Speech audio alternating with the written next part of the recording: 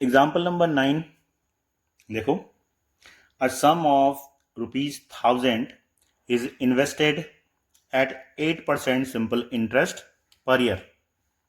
Calculate interest at the end of each year. Do this interest form an AP? If so, find the interest at the end of 30 year making use of this fact. ठीक है, मतलब हमें पहले तो simple interest निकालना है और उसके बाद ये बताना है कि ये एपी में होगा कि नहीं होगा। अगर ये एपी में होगा तो हमें फिर इंटरेस्ट कैलकुलेट करना है 30 साल का। ठीक है, कि 30 साल के बाद उसको कुल कितना इंटरेस्ट मिलेगा। ठीक, तो भाई पहले सम क्या है, सम दे रखा है, मतलब अमाउंट दे रखी है, तो सम दिया हुआ है 1000 है ना, ये है 1000 रुपीज 1000। अब हमें ये पता है कि इंटरेस्ट कैसे कैलकुलेट करते हैं, सिंपल इंटरेस्ट SI, इसको हम लिखते हैं P into R into T और अपॉन 100, ये लिखते हैं। तो पहले साल का फर्स्ट ईयर के लिए निकालेंगे हम पहले, तो 1000 इंटू रेट है 8% और एक साल के लिए तो ये हो जाएगा 100। तो ये मिलेगा हमें, इससे कट जाएगा 00 80 रुपये 80, तो ये हमें मिला 80 रुपीज़। अब 2 सालों के अंदर क्या होगा, दूसरे उसमें निकालेंगे हम, तो 2 सालों में हो जाएगा 1000 इंटू 8, यहाँ 2 हो जाएगा अपॉन 100, तो ये हो गया ₹8 दूने 16 160 रुपये।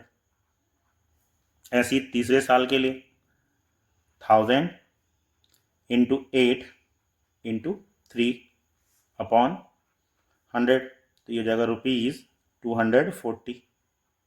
अब एक सीरीज बनी, इक्वेशन हमारे पास सीक्वेंस क्या आया, 80 160 और 240।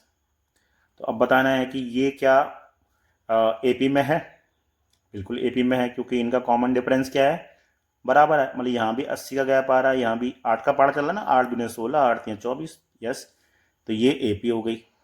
एपी क्यों है, कॉमन डिफरेंस बराबर है। अब हमें निकालना है कि इस एपी का हमें 30वां टर्म निकालना है, मतलब 30 साल का निकालना है। तो 30, देयरफॉर इंटरेस्ट हम निकालेंगे, इंटरेस्ट कितना, at the end of 30 year, at the end of 30 years. ठीक है, 30 ईयर्स के एंड में क्या होगा, तो यहां लिख देंगे हम A30, और A30 क्या होता है, A प्लस 29D। अब जिसको ये समझ में नहीं आ रहा है वो इसको यहाँ पे लिखे A plus 30 minus 1 into D, क्योंकि फॉर्मूला होता है A प्लस N माइनस 1 और N यहाँ पे 30 है। ठीक है, तो ये हो जाएगा A मीन्स जो इनिशियल अमाउंट आपके पास थी 80 रुपये शुरू में मिला था ना, और 29 इंटू इनका गैप भी कितना आया 80।